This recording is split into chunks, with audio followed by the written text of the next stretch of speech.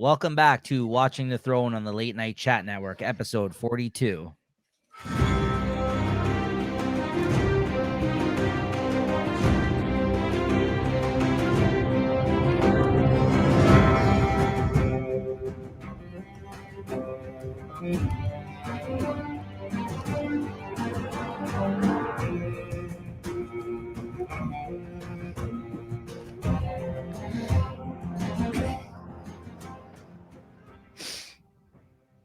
That intro music is so inspiring. It is, right? Like you It's just my alarm clock in the morning. No, it's not. I know. But it should be. Spanish flea is. I was about to say Spanish flea. Yeah, I was about to say if it was though, you'd probably be able to accomplish a lot in your day. I would think, right? You go on to And wake up and want to ride a dragon or conquer the world or something. I don't know. Or sit in the box, shit out of a box, right? there you go. Nice callback to last episode. All right, I'm well, smart that way. welcome back everybody to Watching the Throne. JT once again here with us. Of course, this is our Game of Thrones rewatch kind of overview that we do here. This is my first time rewatching it. This is Jay's this is my first time rewatching the show ever since seeing it the first time. This is Jay's first time watching the show ever. And of course, we always invite super fan guests, and we got returning guest Christina, Miss Sand Snake here. What's going on? Good. How are you guys? Good. Thank good. you for having me back. Absolutely. Anytime. Thank you for joining us again. And if you guys missed the last episode that Christina was on, she was just on for episode 1 of this season as well. A long time ago. Yeah, I was kind of trying to figure out what your name was going to be for this episode. I was thinking, okay, that's not the title. It wouldn't be good, Miss Black and White. I don't know if that would work or interesting thing. We actually learned during season 4, and it may have been on when I guess maybe it was mentioned in passing when Kyle was on as a guest, was that, and maybe you had talked about this before too, but I just kind of took notice of it, is that the sand, like the woman, the sand person, is kind of like the snow of their land. I didn't know that. I thought it was like bastards in Dorne are named Sand. Did not know that. I thought, to be honest, I had mentioned in the previous episode that they were using that as like some sort of like maybe a slur, a reference of like, of their like descent, essentially. Like, you know what I mean? Like that, like they're like, what, because she's like a more tan color or something. I thought maybe that was kind of like, you know what I mean? I thought they were. Oh, okay. You know what I mean? Like as they tend to do on this show, obviously with certain, you know what I mean, cultures and stuff like that. I thought maybe that's why they were, but that makes a lot more. That I guess is because they're from that land, though. Like, why would they call them Sand? Because obviously the North is winter, so is that why they call them Sands in that part of the world? I guess, as opposed to. Yeah, I actually just looked it up because there's different like bastard names for. Depending on what region you were born in or grew up in or whatever. So like we know Snow is for the North. So if you were born in the North as a bastard, your last name is Snow. And we like, it's not as widely known, but Ramsay, Roose Bolton's bastard, who's currently in Winterfell right now and whatever. Snow, right? He's Snow. He's Ramsay Snow. Yeah, he's a Snow, right? Yeah. Right. So now he's actually right. Bolton now, but right, but he was Ramsay Snow, Jon Snow, because they're bastards of the North. I guess the Sand is for Dorne. Okay. Waters is for King's Landing, so it would be Gendry Waters. Okay. Right, and so not haven't only met any bastards from King Landing yet. Gendry. Yeah. Oh, wouldn't it be like all the Lannisters too? Like. So I guess the sister and brother thing for the one that was Robert Baratheon's son, essentially. But he was the one that was with Arya and Hot Pie, like when they went to Andre came and took him. That kid, the one that was the blacksmith, the one who made all the armor Robert's kid. Yeah, Robert's bastard. Yeah, so in King's Landing and Dragonstone, they're known as Waters. Pike for the Iron Islands. Okay. Rivers for the Riverlands, Stone for the Vale, Hill for the Westerlands, Flowers for the Reach, Storm for the Stormlands, and Sand for Dorne. Huh. We don't really know a lot of other reference, maybe in the book or in like the like, how they do like a source book of like, information, like a birth book. Yeah. Interesting. Yeah, I didn't know that. I didn't know. I honestly never, because obviously Snow is such a prominent like kind of name like for that character Jon Snow, like he's such a big character of this series, and they explain that whole bastard thing, and we've seen it most recently with the Roose thing, right? It's not, I mean, I'm sorry, Ramsay. But yeah, no, Ramsay Snow. But I didn't know that there was bastard names for all these other people around the land. I never. That's a lot. It was news to me. I actually did not know that. Even though they're calling this woman Sand and everything else in this, I had no idea that was why that the significant. Like every region has their own. I guess it just means they're of that land essentially. Like they're just bastards of that place, right? Yeah, that's very interesting. Yeah, they were Yeah, and I'm created sure- somewhere on that land. Right. Yeah, and I think it's just like going back to what you were saying earlier, it's just the characteristics of the land. Like, what is it? And like because Dorne is so exotic and like a high temperature, like high temperature, dry, like they have a lot of sand, like more sand there than anywhere else. Yeah. That's makes sense. I never took notice of that. So like, it's interesting to still learn things about the show like this, right? Like, I know there's a lot I don't know, but like, that was one where I'm just like, oh wow, I feel like I should have known that one, right? Yeah, very cool. Didn't know that. I feel like we're looking at the whole place somewhere on the map above her bun and her hair somewhere. Like the map in the background there. I feel like somewhere around there. Yeah, it's up and around. That background was popularized on the Hot Ones special on the Late Night Chat Network. Make sure to check that out, guys. It's also very popular at work on my Zoom calls. Oh, there you go. Yeah, I mean, it has a nicer background than most. I'll give you that. At least it's not one of those fucking fake ass bookcases that I've seen people buy. Like, yeah, at home. And they got like. You know, like my shade of my light. Yeah. Or your nightstand with your empty Coke bottles and or JT's fake Tim Horton that he has behind him. Tim Hortons cups. It's only about this wide, guys. It's only this wide. Anyways, we're all over the place now. But yeah, welcome back, everybody. This is let's get into it here. We're here to talk about the episode, season 5, episode 2, The House of Black and White. On this episode here of Watching the Throne. And Christina, what did you think of this one? What were your thoughts on this episode? Again, it was a nice like setup one. There are a few great scenes in this episode. We'll get into that as we go through the episode, but yeah, I really like, again, like I just love the show. So like every episode has more pros for me than cons. Sure. There obviously are some scenes that I'm just like, whatever, I don't care. Like, but no, again, it was a great setup. Like nothing too crazy happens, but it's like, yeah, I don't know, man. I don't know, actually. Like, I wouldn't say too crazy, but there's some pretty significant things happening in this episode. I mean, comparatively, because we just had you on for episode 1 of season 5, I actually might think like the events of this episode actually were better than the events of the last episode even. There's a couple things in particular I really thought were important in this episode, especially the end of the episode, let's say, at least with the Jon Snow storyline. I think that was a pretty big moment. That was interesting to see.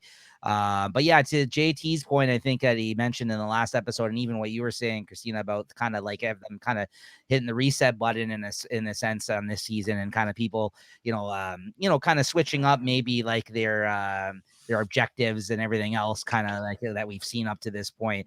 They're moving. There is some things happening pretty quick here. You know what I mean? There is people playing certain parts and kind of moving in position very quickly in 2 episodes into this season, quite honestly. And I think I gotta say, this is like this is the season of Cersei, right? This is the ascension, I feel like, so far, like when she's making moves, right? So she is.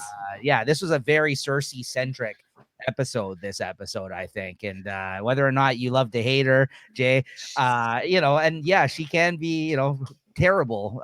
She is a great character. I honestly, there was a point in time I remember saying she was my favorite character while watching this show, just because she was so evil at times, right? Like she really was. Like she was a really good character, I thought. And yeah, Lena Headey, it's her name, right? The actress, yeah. Right? Yeah, she's great. But Jay, what do you think of this one? This one was interesting, man. This one got me going again. Like it was like, okay, they give you the first little intro, and then they just throw you into it and say, okay, have fun with it. Now, this is where, this one has got a lot more things to think about. It's like they're adding a few more things to think about and to keep my eye on things. And I don't know, bro. I'm just wondering what the where does this thing? When am I getting off this roller coaster? Yeah. Like Never. seriously, it's up. Yeah, Never. fuck. I feel like I am gonna go back and rewatch it again without taking notes. One Right? of us. One of us. Yeah, that, Join us, join us, join us. oh my Honestly, god. I can't wait for now. This is getting me hyped for the return of House of the Dragons, right? As well, whenever that comes out next year. Like 2027. Yeah, well, apparently the Keep delays seeing are things earlier. because it's like filming outside of the states. Apparently, they're maybe not experiencing all like the writer strike stuff as much as they are in the. But yeah, They're all The big employed. actors- Like unless they're not employed By the U.S. But by remember, like if under they're the same like union, right? I mean, if they're hiring that's why in production. Australia and Europe and all that, they're not on strike. No, I know, right? but that would mean like if they have contracts with American writers and American staff, it's like, what are you going to do? Like the whole point of going on strike is to support them. But if you're just going to replace them with people from other parts of the world to keep production going, like, I don't know, like that, you're kind of burning bridges there. Like, I You You think, are, but you're still keeping people employed. That's another thing too, although regardless of one or the other. yeah, but the contracts weren't with them. not Yeah, only they could still film the other parts afterwards, like the U.S. parts. They Yeah, could but- just wait. But then what? Then you're just showing the people in Australia or wherever you're going to hire them from that like they're not good enough, and then now you're going to burn the bridge over there. Anyways, it's just a Okay, big and they'll mess. go on strike too, and then everybody will be on strike. I agree with Christina in the sense too. I think that that could be an issue. I think, and honestly, I'd rather them take their time, even though they even said like it was originally supposed to come out summer of 2024, which is already 2 years from the wrap up of the last season. I'd rather them if it meant that we had to wait longer. Honestly, I'd rather them wait because, like to her point too, you know. I don't want them to rush into anything and screw anything up as a result. You know what I mean? Because like you know how certain seasons, even during the pandemic, when they couldn't film and shit like that was happening, and they felt off, like it was like a ruined kind of like production Vibe, kind yeah. of behind the scenes, where they had to like change the story to align it. Like I could see some because famously the last time there was a writer's strike years ago. There was shit seasons of shows as a result of that because other people were writing the scripts that normally were written by much more skilled writers, right? So like I think it's Yeah. I feel And like I'm let's watching not- that too right now too.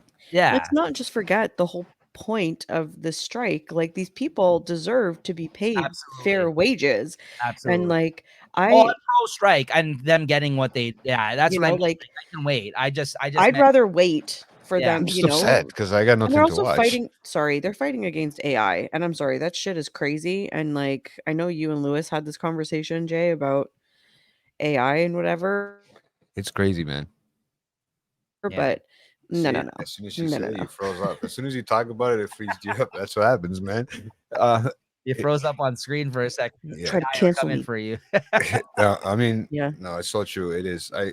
There was Anyways, actually I know Big Brother's watching.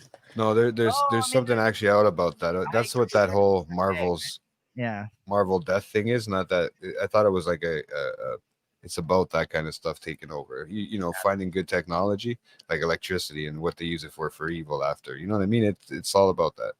It's all. I don't think they should use people, human beings, or whatever. I think they should keep recording stuff the way they do it and whatever.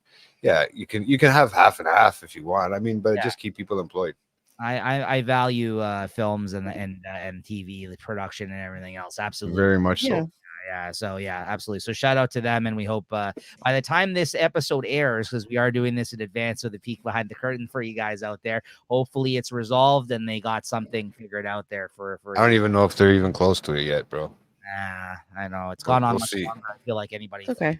Right. So, anyways, this episode, let's get into the events of this one though. The episode opens up with us seeing Arya again for the first time this season. Ternesio Terrace and Arya Stark arrive at Bravos. The two then arrive at the House of Black and White on a boat. Arya lingers outside waiting to be brought in, but is rejected by an elderly man despite showing the coin of how do you say this guy's name, Christina? Hagen Jaqen Jahar. Hagar. Jaqen Hagar. Okay, I can never say the Jaqen part. I don't know how to pronounce that. Okay, Jaqen Hagar. had given her, and mentioning their prior association. Arya begs the man to let her in, saying she has nowhere else to go. The old man coldly replies, "You have everywhere else to go." Arya waits outside the house for days, endlessly reciting the names of the people she's going to kill, but eventually tosses away her coin and wanders off into the streets of Braavos. So there we go. So we got a Braavos mention here. This is where she's at. I know there's a lot of talk about Braavos in the last season with the banks and everything else. And also, Jaqen, this is the first time he's been kind of referenced, I guess, since like 2 seasons ago, because Season 2. because I guess she's been on the road with the Hound the last couple of seasons, right? Going from one shitty situation to another with all her family getting taken out along the way, and here she is on her own once again, right? And what do you think of this, Jay? Because I want to know what you think of this this whole kind of opening scene with Arya. This is interesting stuff, no? Well, yeah, she sat there for fucking days. First of all, I mean, Buddy took off on her on the well, he didn't. He just left her where she had to go, right? She Well, thinking yeah, she's was gonna he? get He's in, not going to right? hang out. Like it's just like Yeah. I Well, did what I had he's to. gotta Brought go. you here. Took him 2 days to get there by fucking paddle boat, so he's got to take 2 days to go back. But yeah, no. But honestly, I didn't know what to think of it. I seen the door. I was like, okay, maybe she's gonna go in. We're gonna see what's behind the door, and nothing. You know, she throws the coin, and I'm still thinking, is that a good idea or not? Because there's still half a series left. You know what I mean? So I don't know what the fuck what's going to go on with that. So I'm trying to keep my eye marked on that one in case that's something to come back and pay attention to. But yeah, no. Other than that, I mean, it was a pretty simple opening to a scene. You know, Yeah. I thought she was gonna, you know, like I said, I thought they were gonna let her in. They didn't let her in, so Yeah. it was kind of weird. More on that later this episode, though. Christina, anything else on this scene? Or no? It was a scene. Yeah. I'm just seeing. Brienne and Podrick arrive at an inn and dine. Podrick spots Sansa with Baelish, Restaurant. and Brienne tells him to ready the horses. And there's a great line here where he's like, "What horses? Like we have like one horse at this point." He's like, "What horse? We only have one horse." And she confronts them. But she confronts them. Brienne mentions her sworn vow to Sansa's mother, Catelyn, while Baelish points out that she was accused of murdering Renly Baratheon. If you guys remember, he passed through their kind of little tent kind of set up previously before I guess they went to King's Landing. He had passed through there at one point. You know, I guess trying to align themselves with because he knew that they were going to need I guess troops for I think it was the Blackwater fight. I guess was that the whole reason he was over there at that time? I can't remember.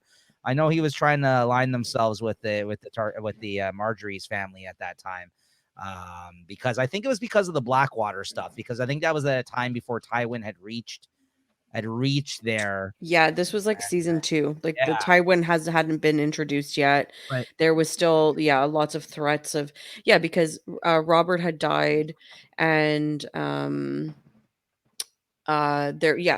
Stannis and Renly were Went to visit Catelyn too, Baelish, at that time. Yes.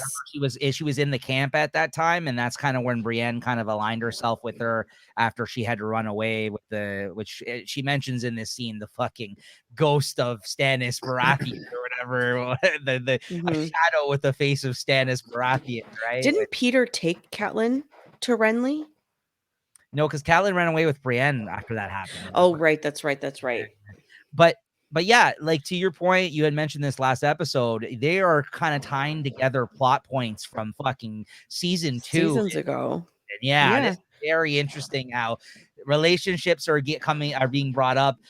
Hey, didn't I see you fucking once at this place, like all the way back then? Yeah, it's they're really tying things together right now in this series, and it's awesome to see things come together in this like rich kind of like great open world that they got. You know what I mean? Like, yeah, lived in world like of all these interesting characters, right? It's really awesome. But yeah, she mentions that she was accused of murdering Renly and how both he and Catelyn are now dead. Sansa denies Brienne's request, and Baelish urges that she stay at the inn as the roads are not safe. And seeing as this is a trap, Brienne escapes with Podrick on the horses they take. They are chased through a forest as Brienne fights the men, and Podrick is thrown off his horse. Once they are reunited, Podrick mentions how both Stark girls denied her request for protection now, but Brienne still doubts that Sansa is safe with Baelish. Brienne tells Podrick to get his horse as they attempt to further pursue Sansa and Baelish. I got to say, I love Brienne's resiliency despite everything that's occurred. She's been shot down by both the Stark girls at this point.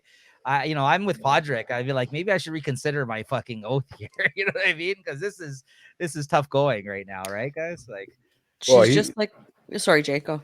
No, he's got to figure something. Well, he's got to figure something out. Thought he was going there to be protected. He's going to help her out, and she's going to help him out.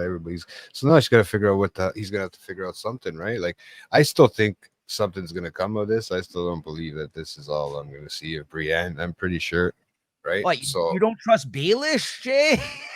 no, not at all. I mean, no, I like Baelish too, right? But I don't know what's gonna happen there. I'm interested because I remember you guys know what happened so far, how far ahead. Like I'm going and looking at it from a perspective, like, okay, is he gonna keep going this way, or is she gonna? She got away. She hid pretty well too after she was able to handle her own once again, right? Mm-hmm.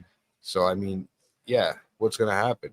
And we still know that Jaime kind of is cool with her. He has kind of a relationship. In my head, I'm still thinking that too. And even though she's gone, right? They still know each other. Even if they meet up one day, I mean, he would be safe somewhere. You would think. Hopefully, she would be safe somewhere. Yeah, but it doesn't bode well for her ever because all of her allegiances are to people that she didn't directly fail, but they have died as a result of one thing or the everything, yeah. And one of the other people that she has a lot of respect for is fucking Jaime Lannister, who no one fucking likes. So it's like, it's not really good on her part that she keeps bringing all these people up to people. And not only that, then she mentions the fucking ghost of with a Stannis Baratheon face in this scene. Like, if you really want to scare somebody out, oh yeah, this is what happened, guys. But they didn't see the ghost, bro. That's the thing, bro. I know, but when you're think of the time period, I know. And you're talking black magic, like like that's like it's crazy. Yeah, you're thinking I don't know. I think this chick's crazy. Yeah, no, I know what you're saying. Again, right? Like just like Jon Snow, Brienne of Tarth is like a great moral compass. Yes. And it's like it doesn't matter like how many times she's rejected or how many times she's like, turned away. No, she's loyal. She's loyal to who she is and what her purpose is. She, wants to be a knight or is a knight, lady knight. Like another Jon Snow, yeah. Exactly. So maybe they'll kill her off quick. I don't know. She's got too much of a heart for that place, right? Even though she doesn't seem like it. But yeah, she does. She has a very big heart. They do say the good die young. But no. That's why I keep waiting, bro. No. I'm kidding. But yeah, no, like again, this is just like that whole interaction. She gets down on one knee to like tell Sansa that I made an oath to your mother. I would come to you. I would protect you. But again, like Arya, Sansa, she's been through the ringer and back. Like she doesn't know who to trust. She's also coming into her own. She's still a young woman. Like she doesn't understand. And, she's believing Peter at this point because he's a family friend and he's, trying to, I don't know, like, so it's like. Baelish is power tripping in this scene too. You see how all the guards now are surrounded them, like in this scene, like he's rolling with like a whole crew now, like Peter Baelish, right now that he's the only remaining guy left of the House of Vale. Yeah, the House of Aaron. Like, I mean, yeah, it's pretty cool. You could see that fucking shit-eating grin on his face. He's like, oh, he's mourning. He's like, I know this woman. Mourning. Traitor, you know what I mean? Like he's just like, yeah, he's loving it, Baelish now, right? This is everything he's working towards, right? So like, that's what I mean. Like, you never know where he's going. Like he's too evil to be fucking killed early, bro. Which is with this weird fucking voice. Shanza, come with me. Wow, you did that really well. It's like some weird accent. Now I don't do it well, but it's so weird. His voice is like breathy almost. Yeah. Like Sansa. Like he's slurring the words, kind of like it's very weird all the time when he's like, I don't know. I can't explain it, but I love whatever accent You he's trust doing. me. Yeah, I know. Yeah, it's true. Like whenever he's doing that voice, and I've seen that guy in other things, like as an actor. I love whatever accent he's doing in this show. I quite like this actor. Yeah. Anyways, what do we got next here? Let's see. We're back to King's Landing. Yes. This is a good scene. This is Yeah. Cersei summons Jaime to their late father's office and reveals a gift from Dorne, which is a carved viper in a fancy ass box that kind of like press to like open it up and it kind of springs out. And with Princess Myrcella as her daughter, if you remember that Tyrion sent her away. Again, I think in season 2 when Tywin wasn't there at that time and he was kind of the hand. Unique Lannister pendant suspended from its fangs. She insists it is a threat against her, and Jaime agrees.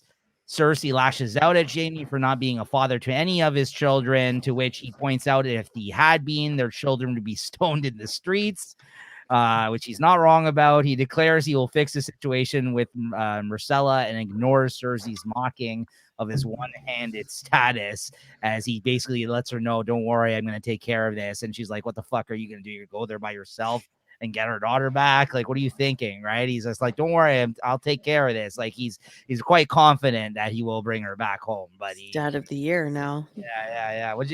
Christina, why did you love this scene so much then? I just think it's like, you know, the like Cersei, number one, she's sitting in this like desk in this chair of power, right? Like the hand of the king's chair. She's contemplating her next move. What is she going to do? Plus, then it's like the added threat, you know, like everything she's been afraid of, and, you know, like her vulnerability is showing again. You know, Jaime opens up the gift and it's the viper, like, you know, kind of like not jumps out at you, like it's there, but you know, it's there. And just the imagery of that is so, it's powerful. Like, it's like, if I, like, you know, you receive a gift like that, what do you want to do? You have to be careful, you have to play your cards right, but like, what are you going to do? Yeah, I would be I scared. don't know, that imagery was whatever. And then even what she was saying to him, like, you know, she's just calling him down to the dogs, but she's, again, just, she's mourning. She's, you know, I thought he broke it when he pulled the thing off the top at first until I seen the, because the way it made the noise, it just was like everything fell apart, and then all of a sudden you see the dragon head, The right? box collapsed when he pressed that button. Yeah, and then the snake's kind of just like standing there with right. But yeah, it was definitely a scary kind of moment, like to see all that, right? And like, what else would you think if that was the case? And Cersei spots it right away. She's like, there's only 2 people that have this necklace, me and her. Like so she's like, I mean, and then this is coming on the heels of obviously, you know, the death of Oberyn right? Yeah. Right? That's a direct result. And she knew that her daughter was over there, right? So I think and now that we know that whole thing about what happened in her past, it also is kind of scary for her that she's like, I could lose another child here, right? This fortune woman, Witch in the Woods there had told me this, right? So yeah, very interesting stuff. Yeah, I agree. Flashback from before that they said, yeah, so it's all playing with her. Yeah. Well, in her head, sorry. Yeah. Then further north in the Crown Lands at Castle Stokeworth, Bronn, we get to catch up with him. He's spending time with his new wife to be, Lawless Stokeworth. Lawless reminds Bronn that her older sister will get the castle when their mother dies, to which he assures her that mean people like her sister usually get what's coming to them, clearly setting his sights on the castle and taking out her sister, which he had talked about previously. I think in the last season he had kind of hinted at that, I guess, to Tyrion. Jaime finds the couple and reveals to Bronn that Cersei has reneged on her deal and offered Lawless's hand hold on, sorry, my thing just died there for a second. Okay, Lawless's hand to Sir Willis Bracken instead. Bronn is furious about the deal and Bronn is furious about the change of arrangements until Jaime tells him that if he helps rescue Myrcella from Dorne, Bronn will receive a much better girl than Lollys, who has rights to a much better castle. I'm so glad that Bronn's back in the picture. I got really worried there for a moment that he was out of it without Tyrion, and I like these two actually being together. Yeah, I was really happy. I'm glad they found a place for him, essentially, right? So if it's not going to be Tyrion, I'll take him and Jaime because I like Jaime for the most part. For the most part, no, I like his leather jacket. What are you talking about? The way it was stitched up. Oh Jaime's got the yeah, leather that was jacket. That was yeah. imagine rocking that, bro. Oh, Like he's the way rich. the arms are stitched on, and it looked good because it was fitted and everything in the red leather, but yeah, you can see where it's like literally hanging. That one arm is made over here, one arm's made. Yeah, it was a nice jacket. You're right. Yeah. Do you have a picture of that or what? Oh man, I was looking for it. Right, it was like that's an awesome one where he's sitting at the water there. Christina, I have a question for you. Do you Mhm. think because I don't feel like this was really fully explained, was this just Jaime's doing, or did Cersei actually do that like to him? Because like for all we know, No, like because Cersei, I don't think that Cersei had any idea Jaime it wasn't was. talked about, right? Like she didn't Yeah, know where no, because when she says to him, "What are you gonna do? Walk into Dorne, a one-handed man, yeah, and like take our daughter back? Like, how are you gonna do that?" And he's like, "I never said I was going alone." But right. then he leaves, so it's like, no, like I think he did this because he also Mhm. has some power. He has some like pull Sure. here, Yeah, so he absolutely. could like change contracts and change like situations. And I think it's like it's better if Cersei isn't involved because Yeah. she She doesn't need to fucks her be. up, bitch. She doesn't need to be. So this is 100% Jaime. Yeah. Like That's he what I did thought. this and he knows Bronn. He knows what Bronn's after. He doesn't care about the girl. He doesn't care about Better the look this. one, better castle. Yeah. No, Yeah. he's exactly like this is how I'm going to get him to do this. Like I'm going to persuade him to come with me because I'm going to get him a better girl, a better castle, more money, like a better title. I like Bronn's reaction when he sees it too. He's like, "All right, what the fuck are you here for?" Like, cut the shit. He's like, "You're not here just to see me. Like, we're not friends." Yeah. You know what I mean? Yeah, what do you want kind of thing. Yeah, that was good. Yeah. So yeah, shout out to Bronn. It's nice to see him back. Oh yeah. In the water gardens of Dorne, Ilaria Sand demands to speak with Doran Martell, the ruling prince of Dorne, who's Oberyn's brother. She wants to take Princess Myrcella, who at that very moment is enjoying Tristan Martell's company, so that she can send the princess piece by piece to Cersei as revenge for Oberyn Martell's murder. Doran refuses, reminding her that Oberyn had participated in a trial by combat and therefore his death was legal. Good point. And not murder. He states Doran will not stoop to the level of mutilating children while he rules. Ilaria asks how long he expects to rule based on this, and storms out essentially, and leaving him. Yeah, to she cut. threatens him like, Is he in a wheelchair of some sort? Yeah. He is, right? He can't he's walk or something. Okay. yeah, they don't really I don't think they explain it, or maybe he does, but Like a battle of some sort that he got in the pair. yeah. If I had to- And she also brings up like some good points. Like I understand she's pissed, like her lover's like Mhm. died in front of her eyes. And not only that, but I think, I'm confused. So I thought they were lovers and then she birthed his children, which are the sand snakes. But then I read somewhere else that he's her father. I don't know. It's very strange. I don't understand. Oberyn. Yeah. And that's why she feels this like connection to him. I don't know. It's very strange. I don't know. Very But I don't much so. want to get That's into just that. Like that's Right. not the Oh, I know. as we know, Oberyn did have many lovers too, though. Of course, but that's the nature of like Sure. him and like where his town, his place, his city. yeah. But also like if you go back, I think like Oberyn does mention in season 4 when he's talking to Tyrion and stuff how the Dornish don't do well in King's Landing. They always end up dying Yes. when they go to King's Landing. And I think Ilaria is extra pissed about this because it wasn't just Oberyn. Before that, it was their sister and her children. When they were married to Rhaegar, they were murdered and dragged through the streets. And so it was like, as Doran, as the prince of Dorne, to sit there, and he seems like a very peaceful, Yes. like political person. Like he understands, like, of course he's mourning his brother, but Yeah, it's like he made a point. Like he died, to take this shit from them. Yeah, I know, I for sure. right? Yeah, Like what are we supposed to do? Like, like revenge and vengeance is not the answer here. Like you have to grieve and it sucks, but what are we supposed to do? Oberyn entered that by his own. by Yeah, his own admission, right?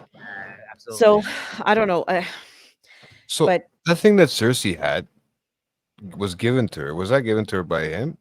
Or what, we don't know. Like that with her daughter's the necklace. Or pendant? that's yeah. No, So so Tyrion sent her daughter away back in season 2, Yeah. because I think I think they were trying to play nice with they Dorne were, at that time, and because he needed allies. He Mm. needed allies to come together yeah, against the Baratheons, against Stannis and against Renly. right. Like back, so he traded as a in good faith or good favor, like Daughter to their son. he Yeah, traded Myrcella to Trystane, who yeah, was going to be the future king of Dorne, to put their families together in an alliance. yeah. But obviously Cersei is pissed about that because it's like, how dare you like send my children? Right, where she couldn't keep an eye on them, and again, this is knowing about the rocky relationship between the Lannisters and the Martells there already. Like at that point in time, like when Oberyn came to King's Landing, if you remember, Jay, he didn't, he had come there for a purpose of getting justice. Like he had no intention to actually get along with them until they started throwing offers his way to sit on the small council and all this other thing. But he was just playing along with them, right? Like he had no intention of, he didn't like any of them, right? Like Yeah, I figured.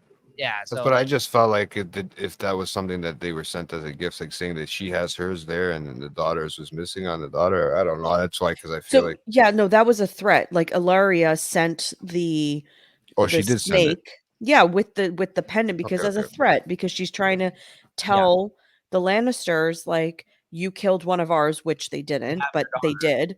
Like, but you killed one of ours, and now watch out because we have one of yours. so she was coming in So this scene that basically asked permission if she could start yes, sending her daughter in pieces over to them, essentially. yes, Yeah. Okay, okay. So okay. No, I must have like just not misinterpreted it or something Yeah. when I was writing stuff out. Yeah. I thought it sounded something like that. Yeah. So then this next scene, Dario and Grey Worm find a house belonging to a son of the Harpy, allegedly responsible for White Rat's death. Dario explains that he has been using the Second Sons as spies throughout Meereen, since they are far less conspicuous than the Unsullied. And basically, Dario indicates his men's effectiveness by stabbing his dagger through a false wall where he was hiding, seriously injuring the man hiding behind it, while talking about how the Unsullied having the loss of fear has affected their detecting skills as a result. Because That's crazy. yeah, well, he's trying to say like we don't fear anything, blah blah blah. He's like, yeah, you should think more like regular people, because here's this guy, he's fucking hiding. Because when they went in, they're like, yeah, no one's here, right? Let's get out of here, right? I was surprised. This guy just like got him like a fucking rat in the wall, man. It's like, what the hell? Mhm. Yeah, Oh, that was so cool though. Because Like, if you don't understand fear, then you don't understand how people hide, and you don't understand how people like will try to escape exactly. danger because Yeah. you don't understand fear. yeah, so you're not scared of anything, and so why would you run away or No, escape it or was a something good like that? point. As Yeah. much as the guy is a pretty boy, he actually is a good fucking skilled fast fighter, and he makes good points. Yeah, no, I'm just saying he could just be her fuck toy, but he actually is very capable. This guy so far, I got to give it up to him. I thought this whole time, Shout out. yeah, I mean, listen, he's been pretty good so far, but I think like Shout Grey out to Dario 2.0. yeah. I'm gonna put my name as Dario next time we do this show. Watch out. No. Gotta come in with a wig too, bro. 3.0. Nobody will notice. Back at the Great Pyramid, though, Daenerys and her council debate executing this Harpy's son, but the debate devolves into a shouting match between Mosador and Hizdahr zo Lorak after the rest leave.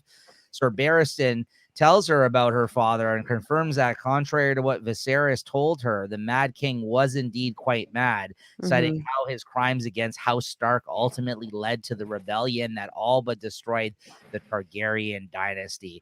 So here we go. Here we have people warning her close to her, saying, like, I was by your father's side and he did a bunch of fucked up shit, and I could see it in your eye. Like, the bloodthirst, right? He's warning her. He's like, yeah, you may want to watch what you're fucking doing here, because all you're thinking about is vengeance, right? But like, or justice. It's like you're thinking about justice in this way, but it's not justice. Like Without you have to be very trials. careful. It's a very slippery slope.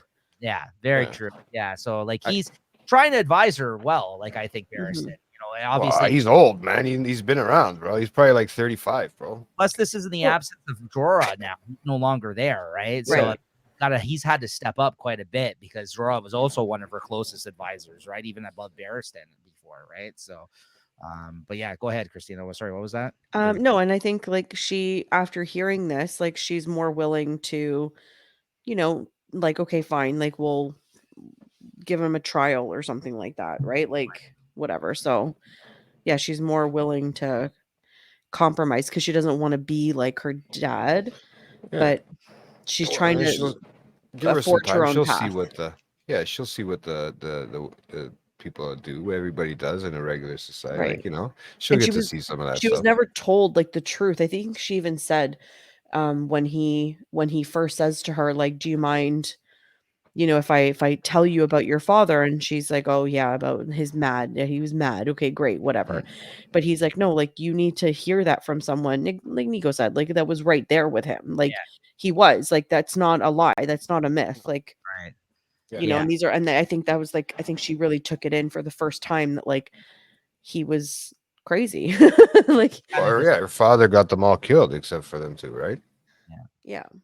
So then you got further south, Tyrion Lannister and Varys depart Pentos. This is the scene that we were talking about last episode. They were in they're in a large horse and buggy.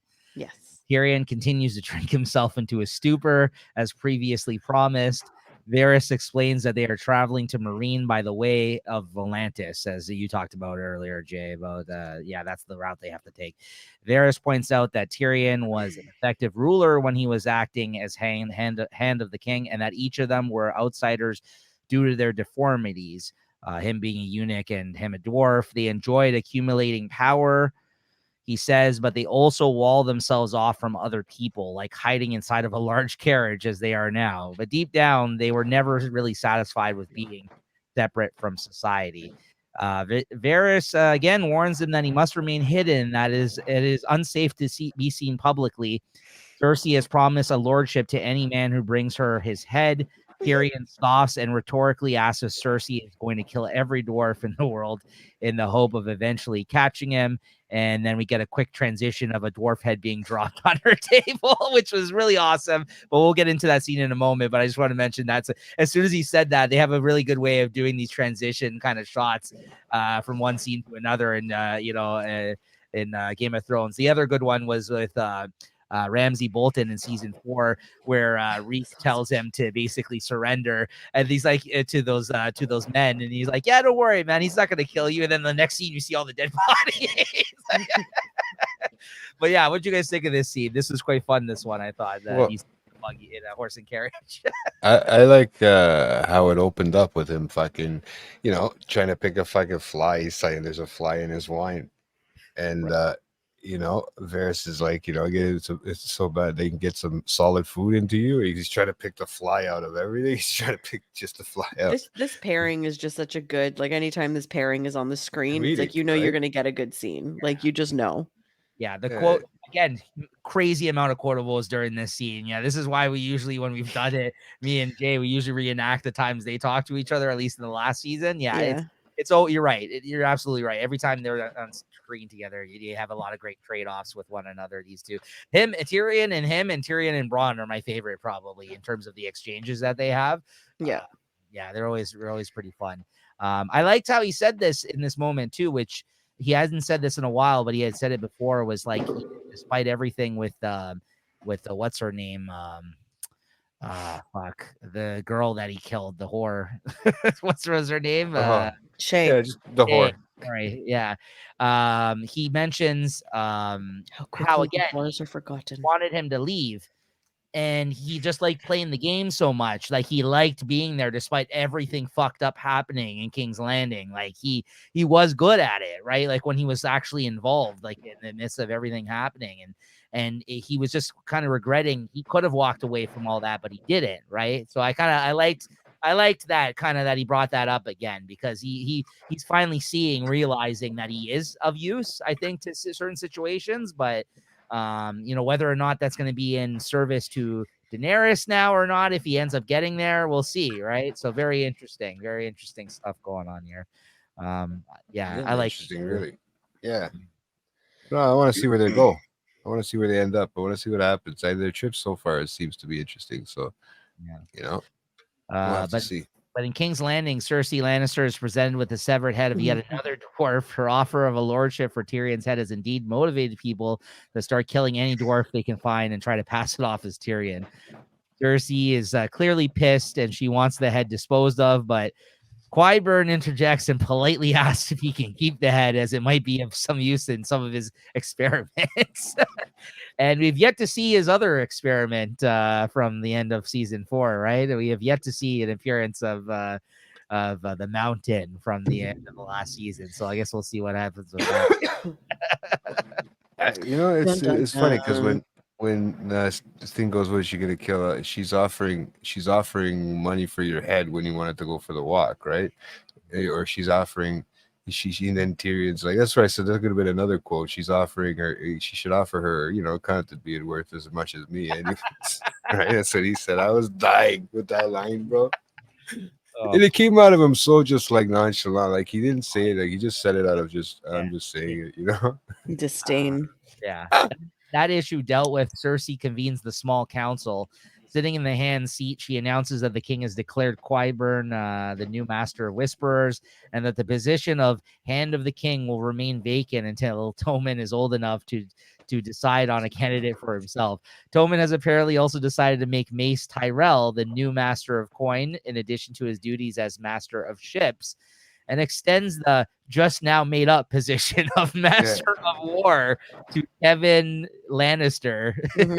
Like Kevin McAllister almost from fucking Kevin Lannister.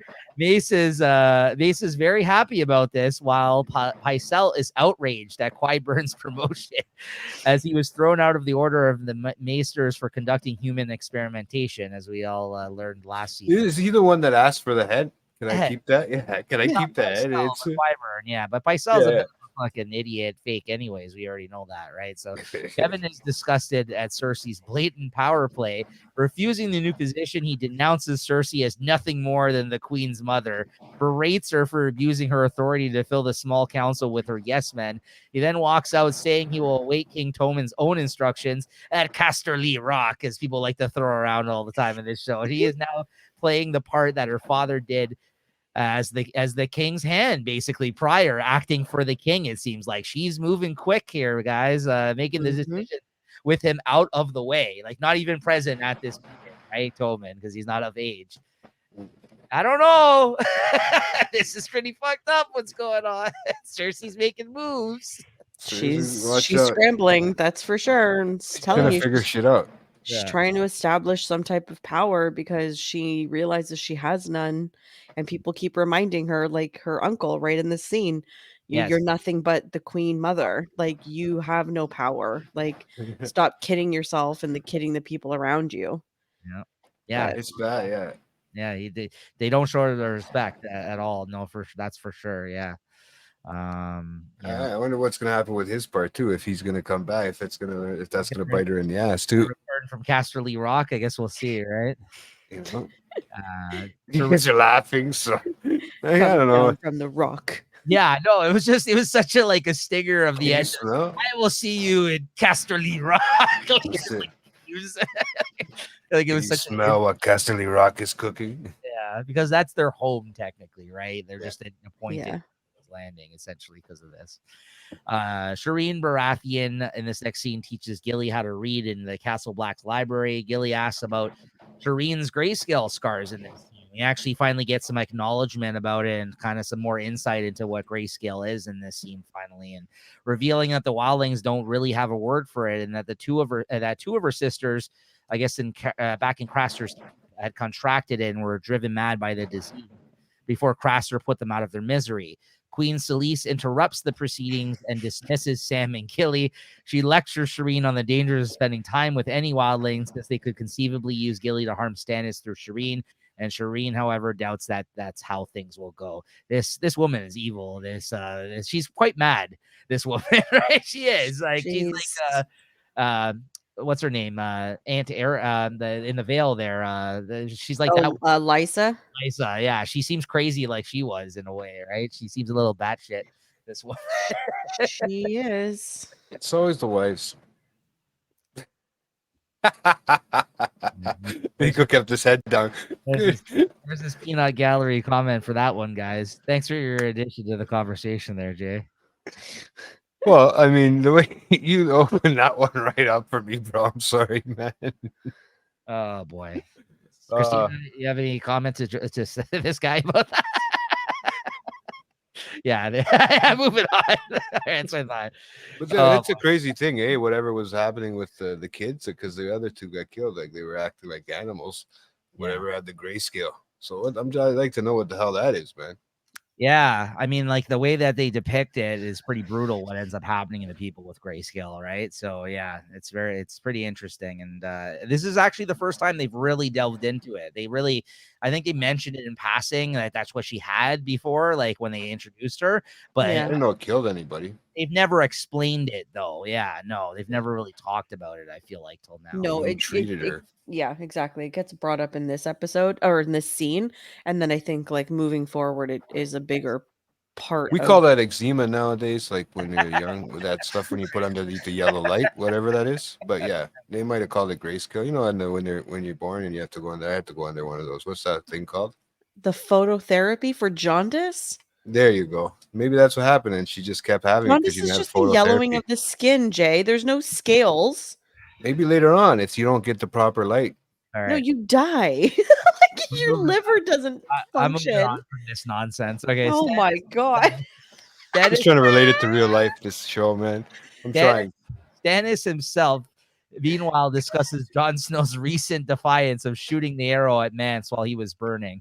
The last episode, Stannis shows Jon a message he received from Lady Lyanna Mormont in response to the demand that House Mormont pledge itself to Stannis's cause.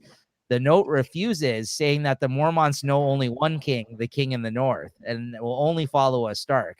Jon tells Stannis that, like the wildling, the Northerners will only follow one of their own. Realizing this is true, Stannis makes Jon an enticing offer. If he leaves the Night's Watch, Stannis will use his authority as king to officially legitimize him as Jon Stark, which is a big fucking deal. Lord of Winterfell, so we can rally the North to Stannis' side and resume the fight against the Boltons, Freys, and Lannisters.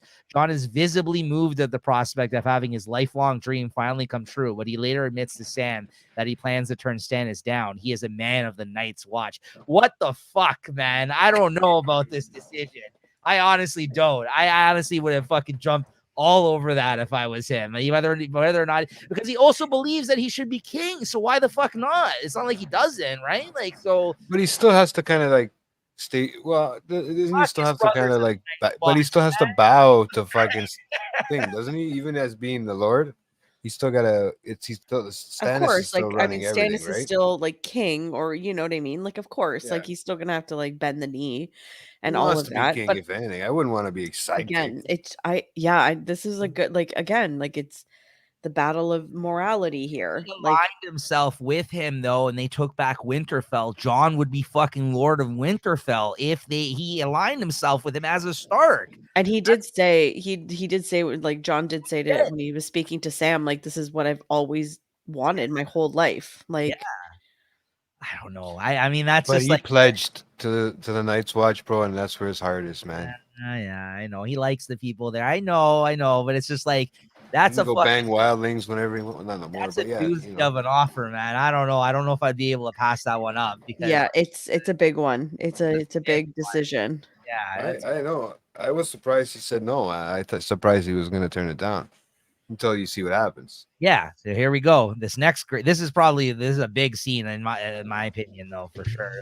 The choosing for the new Lord Commander basically happens directly after that scene of the Night's Watch commences, overseen by Maester Aemon. Janos Slint nominates Alistair Thorne. Another brother named Dennis Mallister, commander of the Shadow Tower. The vote almost begins before Sam interrupts to put forward a third nomination, Jon Snow. When the votes are cast, a tie is called. Snow and Thorne have garnered an equal number of votes. Maester Aemon casts his own vote for Jon Snow. The Black brothers hail Jon as the 998th. Is that right, Lord Commander of Yeah. the Night's Watch? Jesus Christ, they've lost a lot of fucking Lord Commanders. Who wants that job? Exactly. What he's giving up the fucking Starks for this? Yeah, I know. Oh man, Sam! I loved Sam's reasoning along with the jokes that he gives in his kind of great speech, like to kind of get everyone kind of interested in like voting for Jon, even though there was a lot already interested in doing that. But he gave a great fucking speech, I gotta say. Like he kind of had them all laughing, and he kind of eased right into like this is why he should be nominated, like saying how he like stood up during that fight and how Buddy was fucking hiding in the closet with Gilly or whatever. Yeah, crying like a little baby, pissing himself, basically. Christina, what did you think of this scene? Powerful. I mean, like you kind of see, like we talked about this, like Jon, he's commanding all this type of respect from all of these leaders and men that are held to such high esteem, and like the rightful king of just all these people, and for him to be nominated period, but then for him to win, and for Master Aemon, who's like 998 years old himself, for him to to vote for him, like he obviously sees something in him. Like there's something, like it just goes back to like he's just a good guy. Like he's just the good guy. He's the right guy for any job. Like I don't know how you could root against this character or not like this character. I don't know. Like maybe because he's too pretty. I don't know. Like he is a pretty boy for sure, but right? His hair's too curly. I don't know. I do. He even finally got somewhat of the respect of Alistair Thorne, who was kind of rooting against him because he was afraid that he was going to take his Lord Commandership previously. Because he even admitted in his speech here, he said, he's like, yeah, I know what they say about what he did is true, and he is a good warrior and all that, but like, would you rather vote for me, who's fought wildlings all his life, or this guy who slept with one, right? Like he kind of throws that out there in his speech at the end, and but they vote him in. I think it's well-deserved promotion for sure for Jon, and I'm glad that they didn't take longer in having this moment happen in the series. Like he's been through a lot the last couple of seasons, ever since with the wildling stuff in the season 2. He's proved time and time again that he's capable. So I think it was time. Like I'm glad this happened here and not fucking like 2 more seasons from now, right? Like this. I wonder if he is the youngest. Is he the youngest too as well? He's young. I don't know if they said that in this scene. Did they? I don't know. I don't think they said it. But I mean, how old do you think Jon Snow is in this show? 15. Okay, you're not far off. Yeah, exactly. Like he's 17 years old, like in this show, and it's or 16 or he's 17 now at this point because Rob was 17. Sorry, but you know what I mean. Like, so it's like they're young. You think that they're men, but they're fucking teenagers. Like, they're young. They have the same thing about young men going off to war back in the day, too. Of course, right? And like, but then it's like you think of all the men. Like, how old do you think Stannis is? Stannis, I mean, he looks like he's 50, but he's probably 36. No, 22, and then Maester States is like 30, Mister whatever. You know what I mean? Like 35. They're young. Like they're like even think about it. When Tywin was saying like, oh, to Cersei, like, yeah, you're gonna marry Loras and you're still of childbearing age. Like she looks like she's in her 40s, but she's probably like 35. Like even 30. Because it's just like you're probably 30. No, for sure. It's just I don't know their ages, but that'd be cool to find out everybody's age in that show, what they're supposed to be, I don't think it guess. matters as much I don't here. think. No, I'm just bringing it up as like Yeah. No. because you I said like, like how I- old is he? Is he the youngest one? And it was like probably like how much younger can he get? Like that wasn't to dismiss what you're saying. No, that was a great point. I just meant to Jay's point about like he would like to know everyone's age at certain points of the show. I'm like, I don't really think it matters in that sense, right? Like, because No. they're I'm just thinking. they're wedding Huh? people and fucking like, you know, making people king as they're like 12. You know what I mean? Like there's people begging yeah, people that are like not of age. Like it's very strange shit going on here, right? Like Yeah. right. so. I just was wondering because I know he's almost 1,000th fucking lord. Fuck. Mhm. So or Fuck. commander. But then we got another Arya scene here. While hunting for pigeons, she encounters several young thugs who threaten to take her food and needle the sword. As she prepares to defend herself, the boys scatter when the man from the House of Black and White appears again. After following him back to the house, Arya demands he divulge his identity, and he returns to her the coin she threw in the water before. He peels off his face and reveals the man Arya knew as Jaqen, whatever. Yeah, stating that a man is not Jaqen Hagar, as he tends to do with his speech. He responds to Arya's question as to who he really is with the answer, no one. And that is what the girl must become, as he indicates that Arya may now enter the house. Jay, what did you think of this reveal? It was this is weird, bro. It was the same guy from the beginning, right? That came up. Weirder. I'll tell you that right now. It's gonna get much weirder whenever it goes on with Arya. Well, you know, I don't know, man. It was a little weird, dude. And I'm thinking, okay, she first, you know, the girl was just walking around. She wanted some pigeon pie, you know, like they talked about earlier in the episode when they were going for that walk with what's his name in the beginning. But yeah, they then all of a sudden this guy comes, takes the friggin' thing off, and I don't know. Is that the meaning behind the door? I don't know. I don't understand it. I don't understand what it is. Is everybody like that yet? You don't see much at the end. So I mean, this whole thing about like, you know, him. So we know previously from seeing him before this, he can kind of disguise himself or morph into shit, right? Like as we've seen here and before, I feel like, and he's the guy that killed all those people for her, right? And he said, "Come find me in Bravos, give me this coin," and you know what I mean? Like he had promised her something in her future if she were to go seek him out again, right? Because of, I guess, what their relationship at that point, right? And I guess you're just kind of seeing that come to fruition here, right? And I guess this is where he's stationed in Bravos in this House of Black and White or whatever. But I don't really want to get too much into it because this is obviously Arya's storyline for this season, as you can probably tell by the setup here. But it's pretty out there, whatever the hell it starts to go on, right? Christina, I don't know like what you think about this storyline. But yeah, this is it's different. It's necessary. Yes. I will say the storyline is necessary. It's confusing. Black magic. AF. Yeah, it is confusing. So if any notes for you, Jay, watch the scene. And then if you have to go back and make a note, like watch the scene first. I agree. And then go back because like I missed where he took his thing off too, right? And I was like, how the fuck did that guy get there?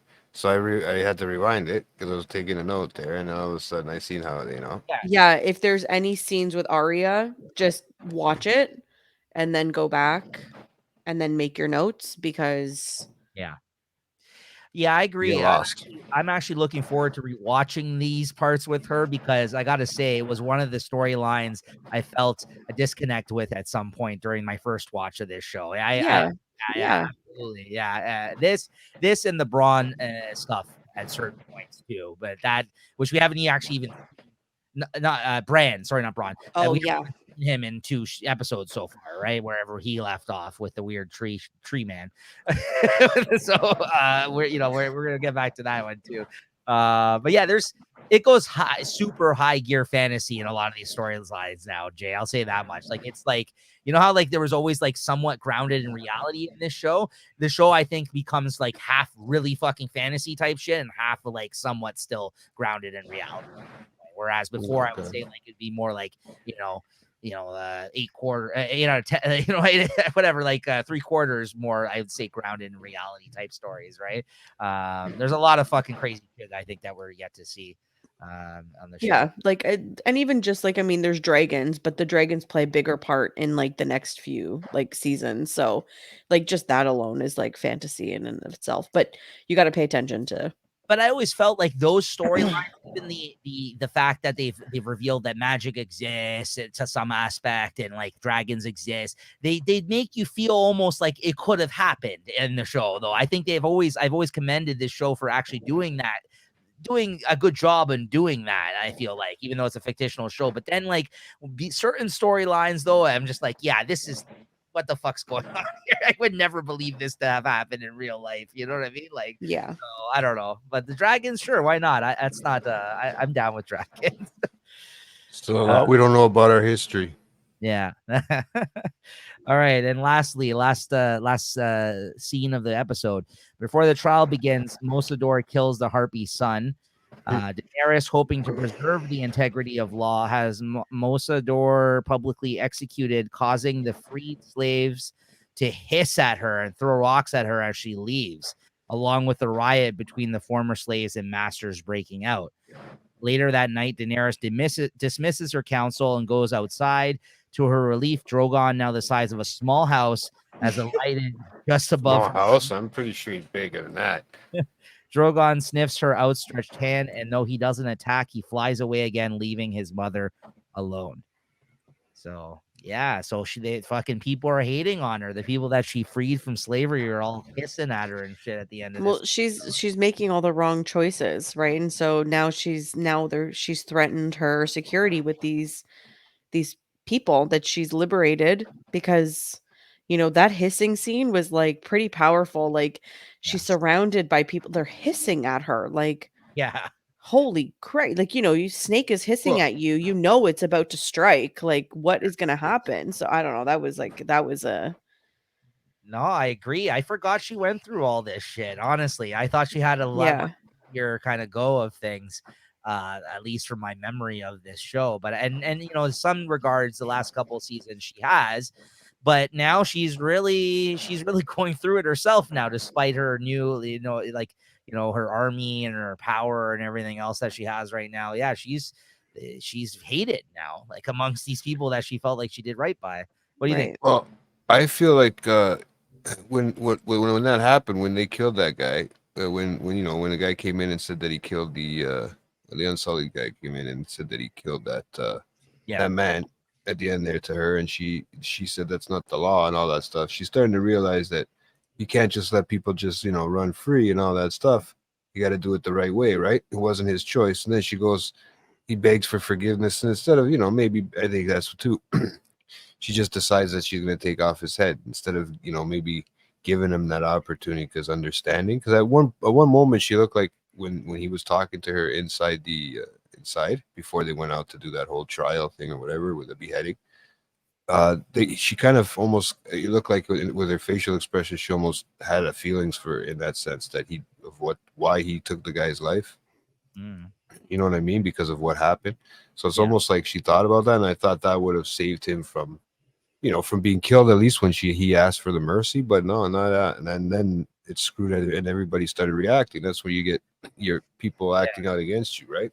It's been a big learning curve for her, all this shit. I mean, it's not like this is all stuff that she had in mind when she, you know what I mean? Like, she just wants when you free people and they fucking come after you after too, right? Like, you're trying to, be the ruler, but they have their own shit, maybe there was a reason why they were slaved up, or maybe there was a reason, because this is the way they were, right? And they react in certain ways, and I mean, it was democracy starting out. You know what I mean? So I don't know. I feel like I'd like to see what's going to go on with their storyline, how powerful it's going to be, how on power, like, you know what I mean? Without the dragons, I don't know. I mean, how big would she really be? I'm still waiting for Tyrion to get there. Well, she's on the outs with the dragons too right now, right? Like, so she and she's lost Jorah. She needs help, and to your point, there are people coming her way right now, right? Whether or not that's gonna happen, I don't know. We'll see, right? But yeah, I don't know whether now they're gonna conquer. I have to say, this conversation, think about it. We're having two drastically different conversations about two very similar, powerful women. The way we talk about Cersei and the way we're talking about Daenerys, they're in the same boat.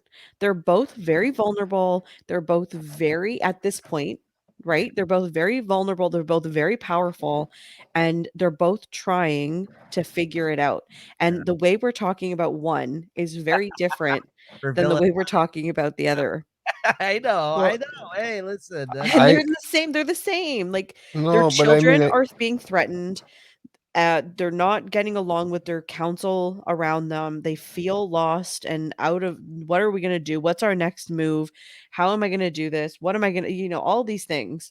So, like, You make a good point. You make a good point how we're vilifying one and the other we're like, oh, I feel bad for her. I mean, it's easy no, to well, do that, like, given the character development we've seen so Sure. far. But, it's just like, but yeah, come on. Cersei's supposed to know these things. She grew up with people around her and stuff like that. Okay, But I she mean, I wasn't think given the Daenerys. power before. That's what she's trying to say. It's true. She hasn't. Okay, but I mean, Daenerys doesn't know anything. Period. She's trying to learn it on her own, right? Instead of having the people, she's not like, but this is her just having the power as opposed to Cersei growing up with it all. Well, you're saying because Cersei was grew up as royal, like basically, like, but Maybe that's why maybe that's why we're talking about the two people differently a little she bit. had it taken away from her, and now she has to kind of fight to get it Fight back. for it back, yeah. It's like big kid syndrome or whatever. You know what I mean? Like, Can't look at it that way too. Like that's just because she got a silver spoon in her. You know what I mean? Like I get what you're saying. Like trying to. I don't know. Came from better kind of standing than. I mean, the Targaryens were in charge at one point, right? Yeah, and she's just trying to save her whole. I know one's trying to save her family. They're both trying to save their family, like you did say, right? Yeah. But one doesn't only have no family that exists anymore. One is just her. You know what I mean? She has nobody anymore. So I don't know if it. I don't know. But I get what your point is. I maybe that's why we're talking about them differently. Yeah. But I think it's only because, like you said, they try to vilify one and they make you hate one of the characters, or at least, but no one's perfect on this show. I mean, even Daenerys has her faults, right? Like, I mean, like no one. I only like her because she has the dragons, man. Right now, I'm still not the biggest fan of her, bro. I liked her in season one, right? That's about it. She is quite full of herself, I think. Yeah. Yeah, absolutely. I will say that. I think she is, rightly so. I mean, I guess she's got a lot going on, but like, yeah, I think she's getting to that point. I think for sure, right? Yeah. But yeah, but she's getting humble. She's making mistakes left and right. That's it.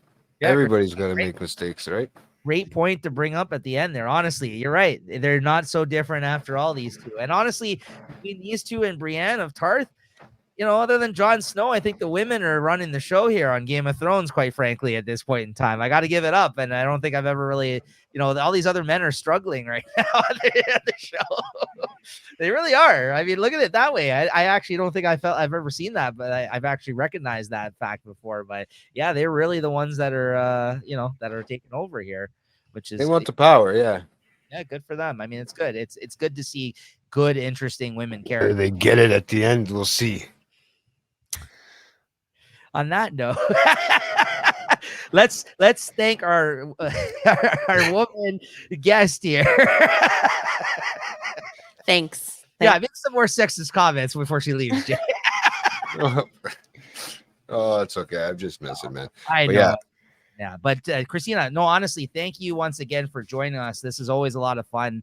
And I'm sure again, if you want to join us some more throughout the season, you let me know, and I'll be back. We'll talk. Yeah, that's what to say, guys. Let us know. Christina's episodes always are killing it in the views here in the ratings. So yeah, I just want to throw that out there. They don't want to Humble look at brag. us. Humble brag. Yeah, the other guy's got to step it up, man. No. But yeah, no, honestly, it's great to have you back, and we'll see you definitely for another episode. And yeah, stay tuned, guys. Jay, more guests to come, I guess, eh? Yeah, there is some this season actually as well. Yeah, we have some other guests planned towards the end of the season. I think Kyle's going to be coming back for one episode as well, and we actually have another person who's actually never come on the show as of yet, which we'll keep for a surprise to announce later on, guys. So stay tuned. I was just going to announce the name, but no, we'll keep that one for a surprise. Yeah. But I think she, there you go, is coming on for the finale of this season. No, I think I mentioned it before. It's Leslie, another co-host of our Late Night Chat Network, of course. So I'll be joining us. So yeah, stay tuned for that. All right, guys. Christina, once again, yeah, thank you. And Jay, we'll see you next time, buddy. Later. Guys, have a good one. Oh, what is the next episode called? Actually, you want to look that up? What episode 3? What is the next one called here? Let's tease that. I forgot to do that last one. That's fine. Season Hold on. 5, episode 3. Stupid thing about my mouse. I did a Nico. I have a one of those mouse things right now. It's Hi, Sparrow. High Sparrow. Okay, very interesting. Okay, stay tuned for that one, guys. Later. edit.